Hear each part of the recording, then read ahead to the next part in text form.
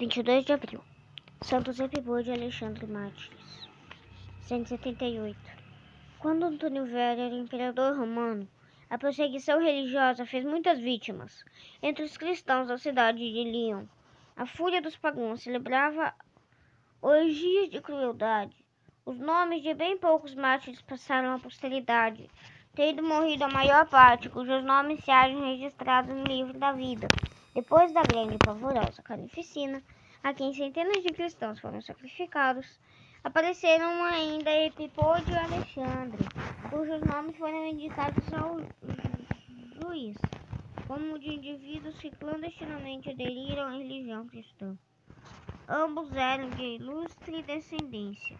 Epipódio era lionês e Alexandre era filho da Grécia. Jovens ainda tinham feito os estudos nas mesmas escolas e filhos da mesma religião viviam na mais santa amizade.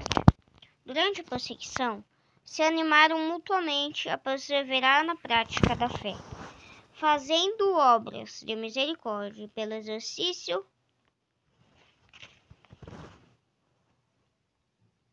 das virtudes da castidade, temperança e caridade. Prepararam-se para o martírio. Para poder servir a Deus com mais liberdade, resolveram não se ligar pelos laços do matrimônio. Quando, pelo ano de 178, o fogo da perseguição começou a alastrar-se, seguindo o conselho do Evangelho, Epipódio e Alexandre procuraram um abrigo seguro.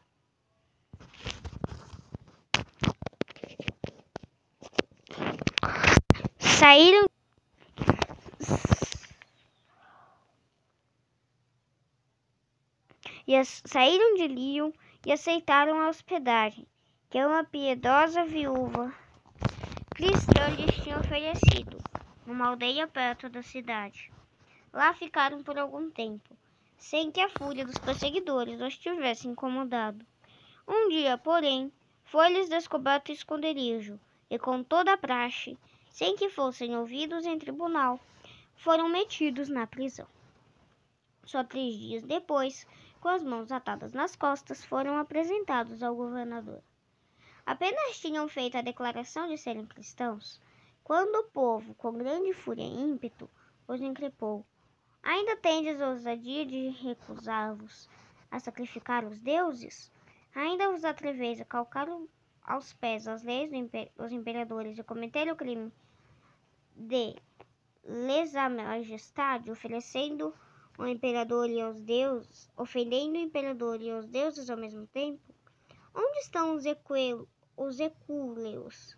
Onde estão os patíbulos, as cruzes e as feras? Onde estão as tenazes em brasa? Não temos mais torturas que os acompanhem até as fronteiras da morte? Não mais existem aqueles homens, nem seus túmulos, mas ainda vive a memória de Cristo? Que atrevimento é esse? De permanecerdes nesta religião proibida, a vez de pagar bem caro vossa temeridade. Para que os dois não se pudessem comunicar e animassem mutuamente, o juiz mandou que fossem separados e começou o julgamento de Epipódio, o mais moço. Antes de mais nada, procurou ganhá-lo por meio de elogios e promessas. O santo, porém, respondeu-lhe: a caridade de Cristo e a fé católica muniram-me bastante, para que o fingimento de tua compaixão não possa conseguir a mudança do meu pensar. Essa compaixão é crueldade. Viver conosco é morte. Sofrer a morte das vossas mãos é honra. Não sabes que nosso Senhor eterno, Jesus Cristo, que dizes ter sido crucificado, ressuscitou dos mortos e, sendo Deus e homem verdadeiro, preparou aos seus servos o caminho da imortalidade e os conduz à glória do céu? Para falar-te em linguagem mais compreensível, teu espírito de certo não está tão entenebrado, que não saibas que o homem é composto de corpo e alma. As monstruosidades que com homenageais vossos ídolos satisfazem o corpo, mas matam a alma. Nós guerreamos o corpo para salvar a alma. Pugnamos em prol da alma contra os vícios. Se nós, por vós perseguidos, morremos, deixamos apenas a vida temporal, para entrar na eterna. O juiz, irritado com esta declaração franca de Epipódio, mandou que lhe batessem na boca. O mártir, porém, continuando, disse: confesso que Jesus Cristo é uno com o Pai e o Espírito Santo, e é justo que eu lhe entregue a minha alma, por ele criada e remida. Assim minha vida não me é tirada, mas transformada em outra melhor. A esta confissão se seguiu um tratamento bárbaro, a que o juiz mandou que Epipódio fosse sujeito. Esticado sobre o ecúleo,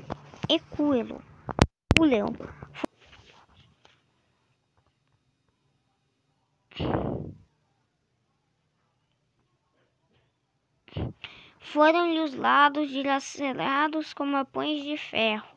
O santo não deu o menor sinal de impaciência, suportando tudo com a maior calma.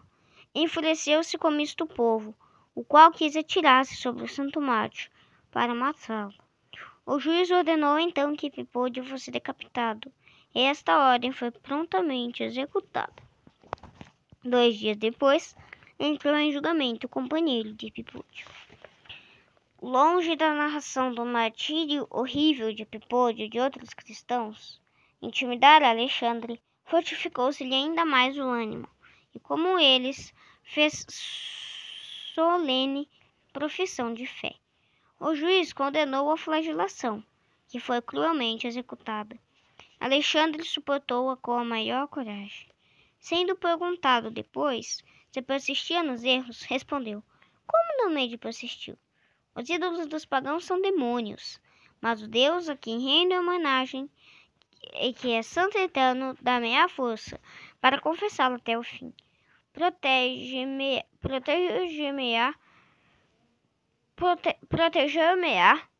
na minha fé e no bom propósito. O juiz, vendo que era inútil qualquer outra insistência, mandou que Alexandre fosse crucificado. O mártir, todo ensanguentado e horrivelmente maltratado, com voz agonizante, invocou ainda o nome de Jesus Cristo. Os cristãos enterraram-nos clandestinamente. A vitória do paganismo foi de curta duração. Os túmulos de Epipódio e Alexandre foram glorificados por numerosos e estupendos milagres, e o povo cristão, de perto e longe, veio para venerar as santas relíquias dos mártires e invocar-lhes a intercessão. Os santos Epipódio e Alexandre confessaram o nome de Jesus Cristo e selaram a fé com o próprio sangue.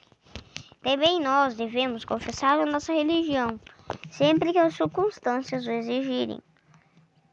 Pode a prudência aconselhar-nos certa reserva, principalmente quando se trata de provocações de parte de inimigos da religião, que outra coisa não pretendem, senão a sensação ou talvez um escândalo.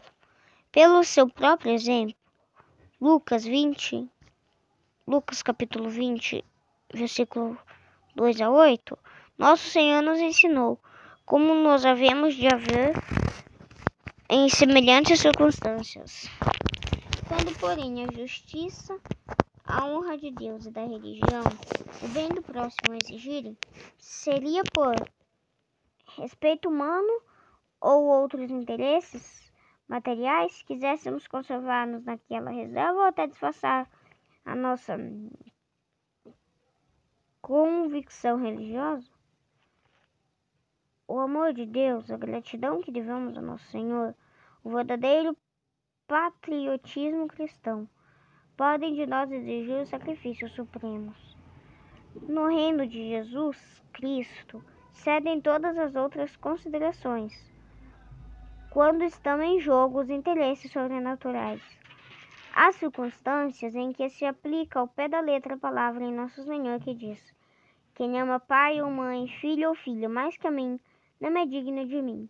Quem quer conservar a alma, virá a perdê-la. E quem quer perder a alma, por amor de mim, salvá-la. Lucas, capítulo 9, versículo 24.